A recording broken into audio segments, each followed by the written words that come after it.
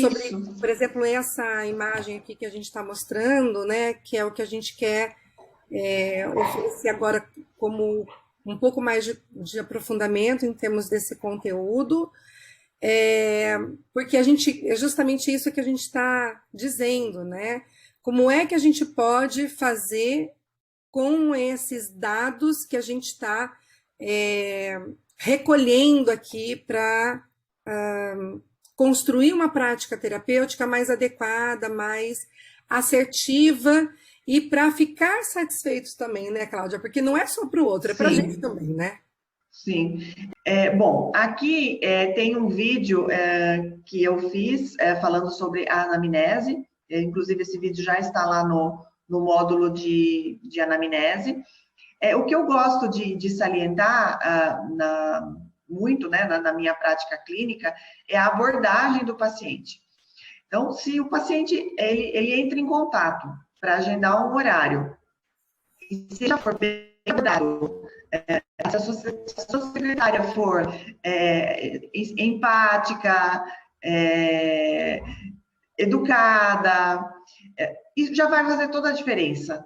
Já começa aí, no telefone. A sala precisa ser muito estruturada, com uma iluminação boa, com brinquedos adequados, não pode estar suja, tem que estar limpa. Eu gosto de alguns recursos visuais na parede, como eu trabalho muito com criança, eu colo os desenhos deles na parede para eles, na próxima sessão, tia, você colou o meu desenho na parede. Então, eu gosto que a sala tenha uma cara mais lúdica, porque eu trabalho com crianças. Falamos também da questão dos documentos, dos prontuários. Nós vamos ter um módulo só para falar disso, né, Renata, no curso, da importância dos prontuários. Eu tenho prontuário guardado, desde que me formei, eu nunca descartei nada. Eu sempre achei interessante guardar, porque eu atendi paciente em 2004 e esses dias atendi de novo, com outra queixa, vem trazer os filhos às vezes, então eu acredito que seja relevante isso também. Nós devemos estar atentos à diversidade, a diversificar a forma que nós usamos a nossa prática, né? A organização do espaço físico, que já falamos, os materiais terapêuticos, as diversas formas de avaliação, o diagnóstico, e a nossa prática clínica mesmo de linguagem, no final da sessão, trazer a família, olha, eu fiz isso, isso e isso, você pode estimular isso nessa semana, essa semana ele estava meio chorão, a gente não conseguiu fazer muita coisa, então eu acho que esse feedback para a família é muito importante. Bom, essa questão da organização da sala, o uso dos materiais, como a gente atende muito paciente um atrás do outro, nós precisamos ter muito jogo de cintura. Está terminando uma sessão, já vai começar outra. Então, mesmo trabalhando com crianças e mesmo trabalhando com crianças pequenas, eu tento pedir para que a criança me ajude a organizar. Ó, a gente brincou, nós vamos guardar. Aqui no consultório eu tenho uma sala de brinquedo, uma brinquedoteca, então às vezes a gente termina, eu levo a criança até lá para guardar o brinquedo, lavar as mãos, às vezes a criança quer fazer xixi, para que eu possa deixar a sala pronta para o próximo atendimento.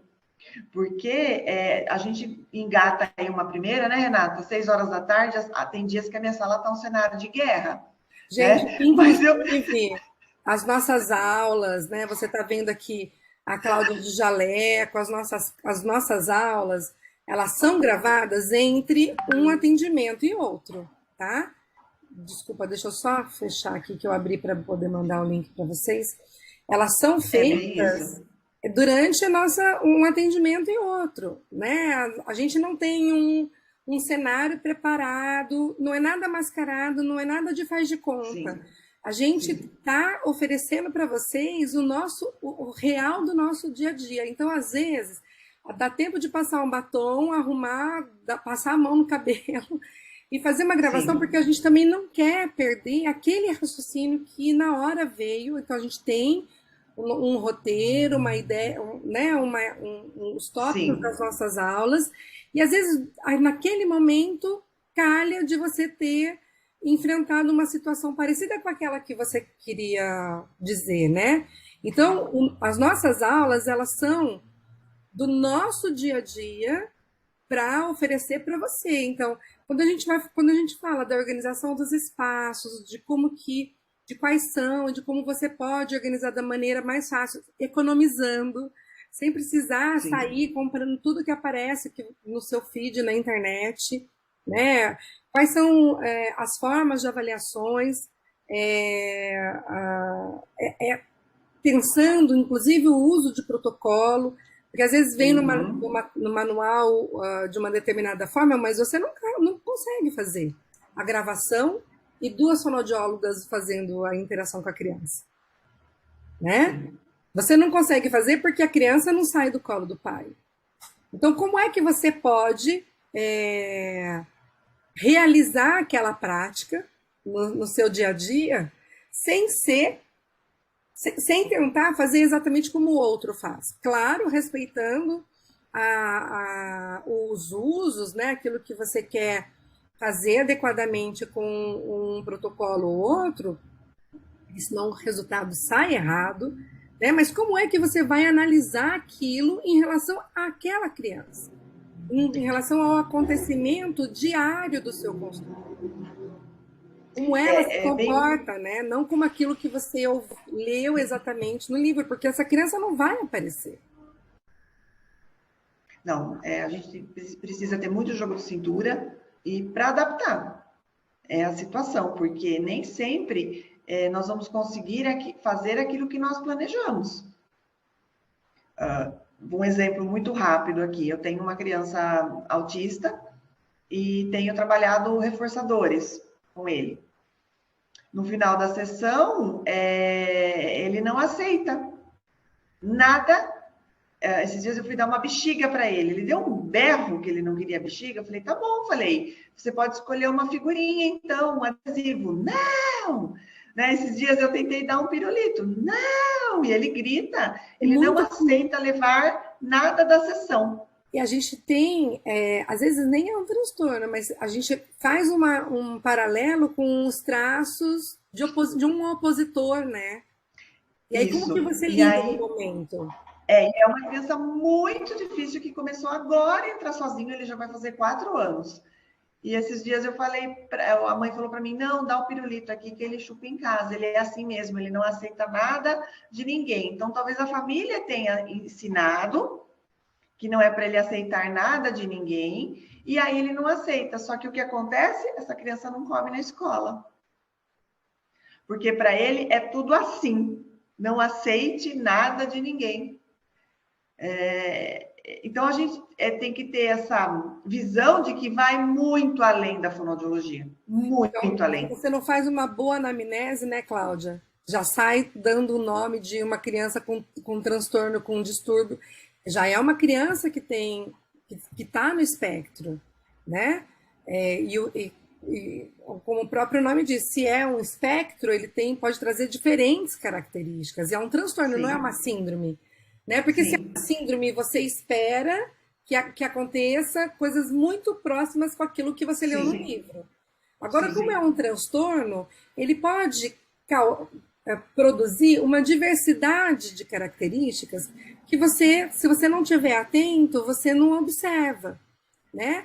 Agora, nem tudo é relativo ao transtorno. Tem a ver com que família é essa, se é uma família que diz, Sim, não, você não pegue nada de ninguém, é, seja porque a família mesmo aprendeu isso, ou porque tem medo de, sei lá, de um vírus, né? A gente está vivendo uma situação é, tão difícil, a criança fica amedrontada. E se você não sim, entende isso, já sai dando um laudo com diferente do certeza. que deveria. Vai muito mais além, o contexto familiar, vai muito além do espectro. Então, se a gente não tiver preparado para se organizar em relação a essa leitura desse paciente, uma leitura diferente desse paciente, da situação, se você não tiver preparado para estabelecer e construir um raciocínio em cima daquilo, se tudo você quiser fazer encaixes, não vai dar certo, né? Então, o que a Sim, gente está oferecendo é formas para poder te ajudar a organizar a sua prática e você mesmo conseguir analisar quem é esse paciente. Por isso que naquilo que a gente está oferecendo enquanto formação, se vocês observarem aqui a nossa apresentação, esse nosso vídeo, a gente tem vários vídeos, as nossas aulas já estão prontas lá, mas tem muita leitura, né? Tá vendo? A gente até oferece aqui, eu não sei se eu consigo pausar, vamos ver se eu consigo pausar. A gente oferece aqui modelos de capa de prontuário, de um arquivo para você poder fazer a sua própria anotação em relação, tá vendo? Olha, essa ficha de anotação, de capa de prontuário, o que é que você precisa ter para poder organizar o seu dia a dia, para depois você conseguir olhar a partir das suas anotações, inclusive, quem é esse paciente e poder, lá na frente, as pessoas preparadas. Como é que prepara um PEI, né? Como é que faz um relatório? Deixa eu te falar uma coisa que eu acho que é relevante. Eu já cheguei a entrar em serviços de saúde, como fonoaudióloga, de começar a atender os pacientes, né? Pegar a lista. Essa é a agenda, isso é SUS, tá? É a agenda da segunda-feira. Fui pegar as fichas, os pacientes não tinham ficha. Juro para você. De paciente não ter ficha, não ter prontuário. Paciente que estava passando ali muito tempo. Não tinha ficha. Não tinha avaliação, não tinha anamnese, só tinha o número do telefone ali. E ainda às vezes era até o apelido, não era nem o nome inteiro. Vamos dar um exemplo nesses casos? A gente atende convênio, às vezes eu enfrento isso, tá? De gente que, né, que tá atendendo, que tem o convênio e vem te procurar, e todo mundo merece o respeito e o melhor atendimento a qualquer hora. Mas aí você chega para a criança e fala, vamos lavar a mão? E a criança não sabe lavar a mão. Você fala, nossa, a atividade de vida diária é terrível, né? Não sabe nem lavar a mão, função executiva ali, tá tudo desorganizado, vai me dar um trabalhão para organizar antes de começar a trabalhar a fala. Porque tem coisas que você precisa fazer antes. Se você não souber, não vai conseguir trabalhar a fala com essa pessoa. E aí você olha a ficha do paciente nesse prontuário organizado e vê onde ele mora. É uma criança que não tem saneamento básico. É uma criança que não tem pia em casa. A criança não tem pia, não tem acesso. Esses 2 anos sem escola, mas tem pia na escola, mas não teve escola esses 2 anos. Então, às vezes a criança chega com 4 anos de idade e ainda não teve acesso a uma pia para lavar a mão. Então, se você... São coisas básicas assim, se você não tiver olhos de ver, né, ouvido, a sua orelha, como a gente diz na foto, ouvido para escutar, você não vai conseguir seguir adiante com o atendimento. Sai ligando para médico dizendo que a criança tem uma deficiência intelectual. A deficiência dela é social, é econômica. Um parênteses, eu trabalhei na APAE muitos anos, e lá nós tínhamos muitos casos de disfagia. Eu lembro muito de um caso que era uma sequela de meningite, um menino grandão, muito grande, ele tinha uma tetraplegia, uma dificuldade muito grande de alimentação, e ele estava tendo muitas pneumonias de repetição, e eu chamei essa mãe para conversar. Eu era recém-formada na época, e eu falei para ela que a gente ia fazer alguns encaminhamentos e que provavelmente ele estava com uma dificuldade muito grande de deglutição e que teria que pôr uma sonda, mas enquanto não fizesse toda essa questão médica, né, de colocação da sonda, talvez até uma gastro, eu sugeriria que ela batesse a comida no liquidificador, né? Tá bom, muito obrigada, né? Agradeço, senhora, não sei o quê. E o menino continua internado. Depois, muitas vezes o menino faltava porque continuava internado, daí voltava. Eu chamei ela para conversar de novo. Falei, mas eu não falei para a senhora dar comida batida, né? Ela fez assim, eu não tive o dinheiro ainda para comprar o liquidificador. Aquele dia eu fiquei com vontade de enfiar minha cabeça dentro de um buraco. Porque, gente, pra gente é o básico do básico, né? Você pega R$50, você vai ali, você compra o mais vagabundo do liquidificador, mas você compra um liquidificador. Ela falou, eu não tive o dinheiro ainda. E é bem o que você falou, se a gente não tiver esse olhar, é a mesma coisa o político, né? Se ele não tiver esse olhar, esse sexto sentido, nada funciona. Porque a gente precisa sair do óbvio, né? Então, algumas pessoas têm entrado atualmente em contato com a gente perguntando: você vai ensinar a usar esse protocolo? Sim, nós vamos dar os exemplos dos protocolos. A gente vai mostrar como faz, né? Para você poder também fazer aí na sua clínica. Sim. Mas se você não acompanhar todo o restante, se não se der um tempo para fazer a leitura sugerida, né? Se não tiver a fim de bater papo, de dividir as situações que você vive, o que eu estou falando? De compreender todo o restante, você não vai aplicar um protocolo e vai fazer o que com aquele dado? É, Como você vai eu acho que analisar um tem, protocolo? tem Porque muitas tem, coisas por que. exemplo, o ADL, Cláudia, só para terminar só esse raciocínio, por exemplo, o ADL ele vai dar um resultado assim, criança corresponde, e é uma sugestão, hein? Não é um dado pronto, né? Isso o próprio protocolo diz. Criança com desenvolvimento dentro de uma faixa etária de 1 ano e 5 meses a 1 ano e 11, por exemplo. Ah, tá bom. E o que isso significa? Se você não fizer correlação com os outros dados que você tiver, com as outras observações Sim, que você tiver feito, né? Então, tá bom, eu sim, apliquei o protocolo. E daí? Né? sim. Então, é isso que a gente está querendo favorecer aqui com essa formação. E a gente que tem mais experiência, avaliando essa criança de uma forma mais global, sem o uso de protocolo, a gente já saberia que essa criança tem um atraso aí de 1 ano e meio de linguagem, sem usar protocolo nenhum.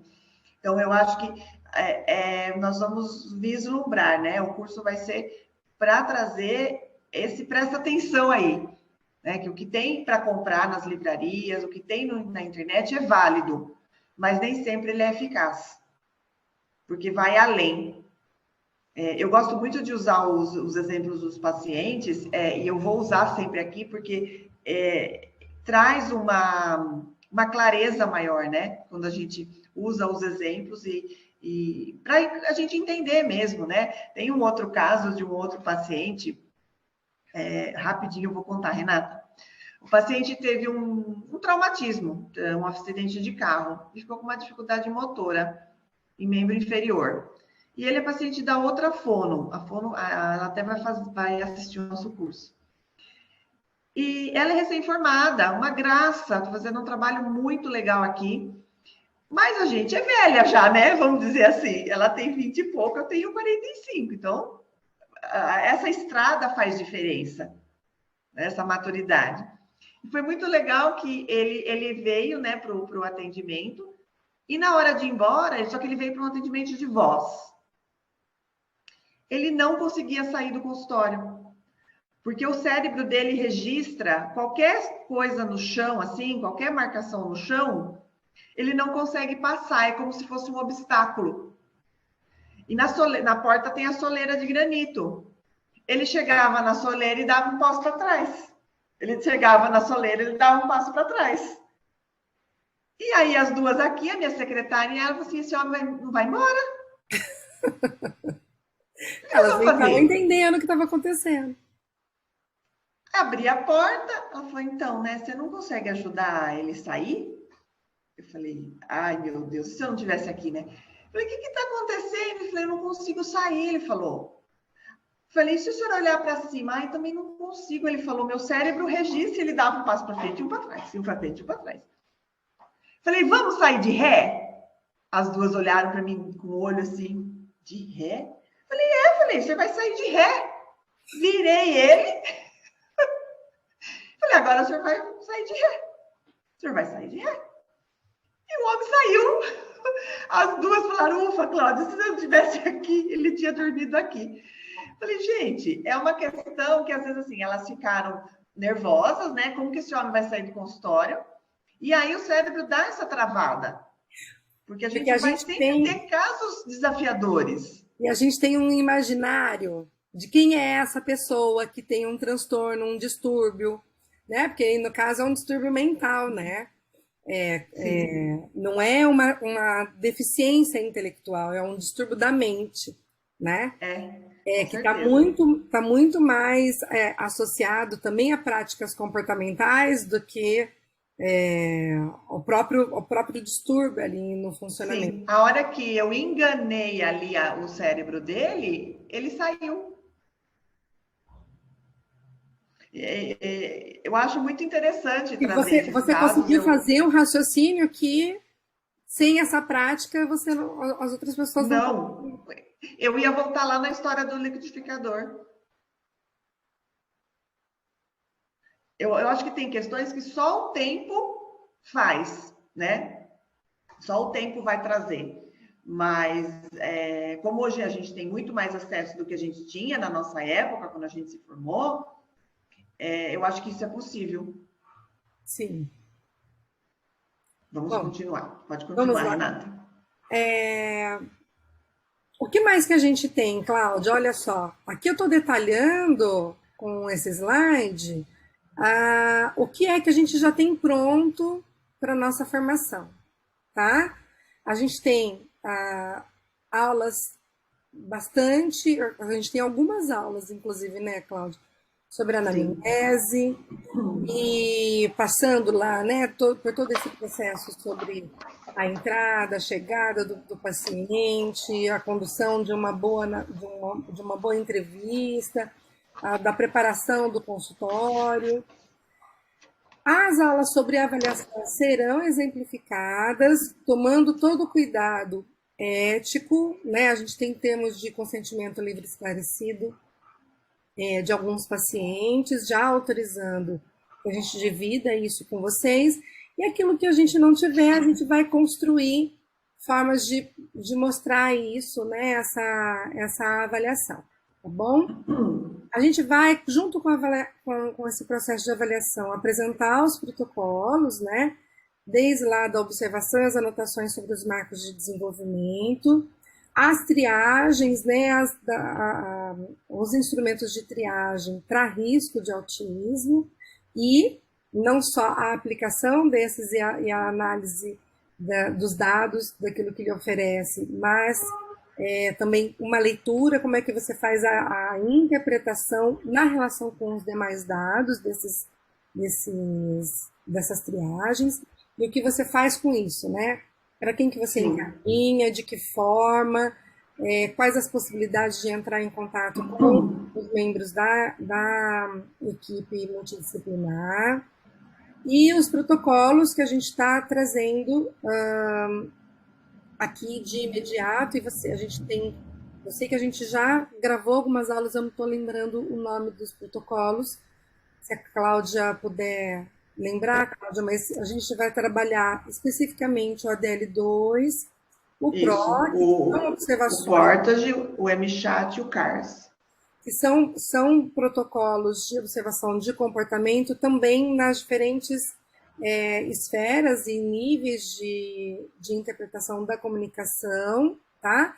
E o protocolo IDADE, né, na verdade, é um inventário de desenvolvimento que eu tenho trabalhado muito e que tem ajudado, inclusive, a partir dele, de buscar itens para poder construir o meu plano terapêutico, que, inclusive, para montar os programas educacionais, para dividir com outros profissionais e com a escola.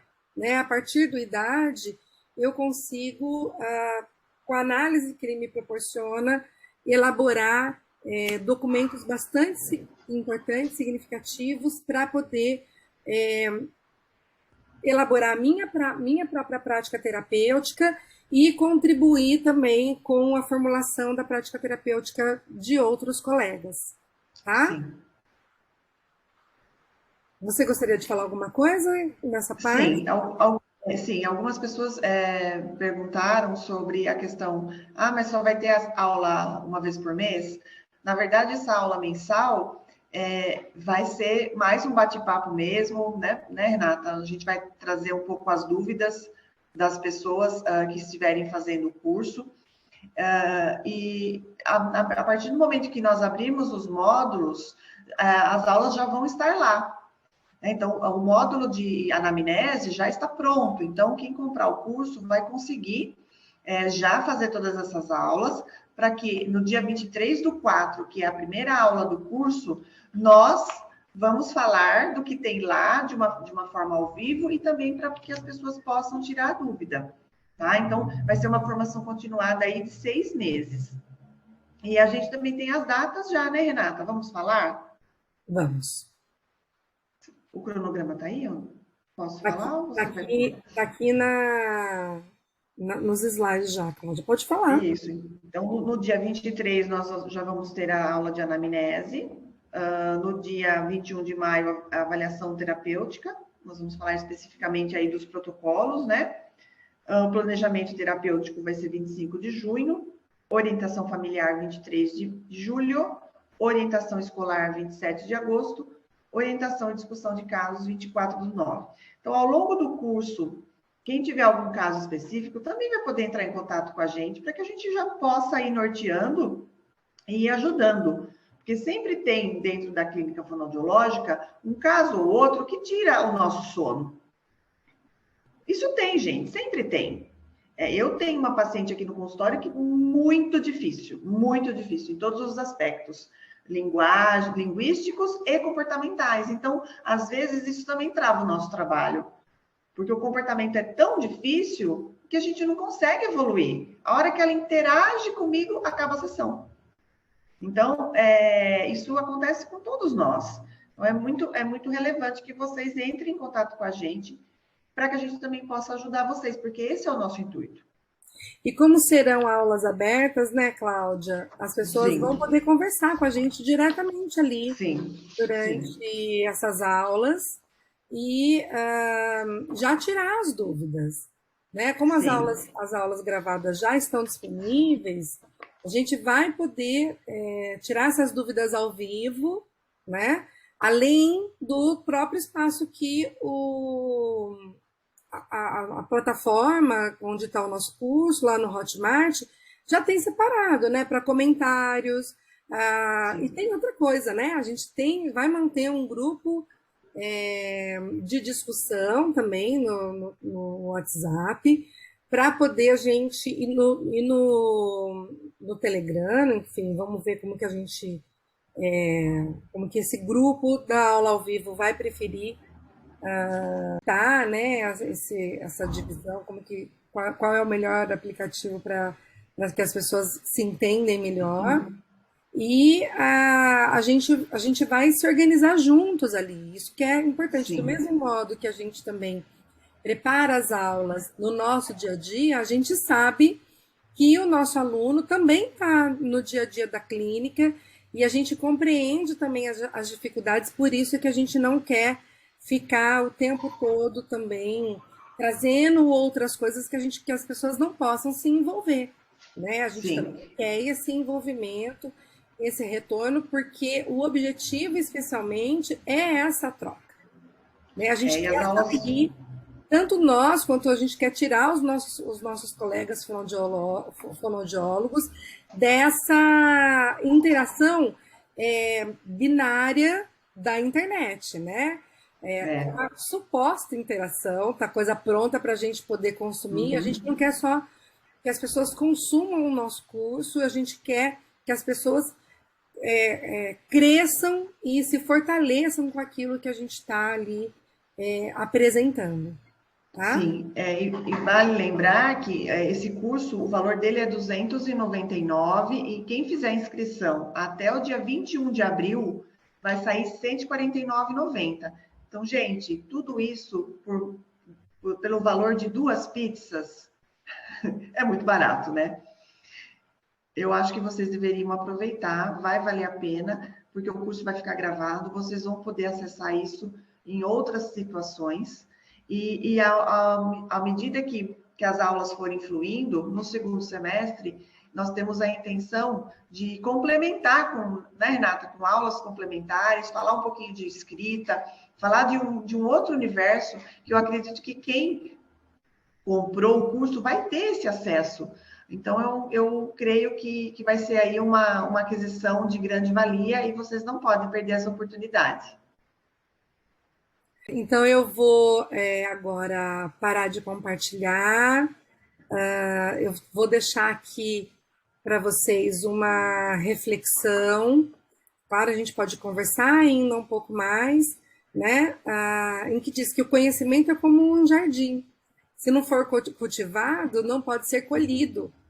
Isso é muito importante, né? Porque a gente está falando disso o tempo todo nesse encontro de hoje, que é preciso a gente fortalecer, é preciso que a gente se fortaleça na construção do conhecimento. Conhecimento não é só aquisição de informação, né? O conhecimento, ele é construção. Então, se a gente não tiver à disposição para construir esse conhecimento, a gente não vai conseguir colhê-lo posteriormente. Sim. Interrompi aqui o compartilhamento para a gente poder conversar um pouco, se olhando. Cláudia, muito obrigada por essa parceria novamente. Eu gostei muito de fazer até aqui esse trabalho e a gente vai seguindo adiante aí com tudo que a gente tem para oferecer, né? Com certeza. Agradeço também a sua disponibilidade, com muita fé e amor no coração. Eu acredito que a gente vai conseguir trazer conteúdo de qualidade para as alunas, e principalmente essa questão prática, que pouco se ensina.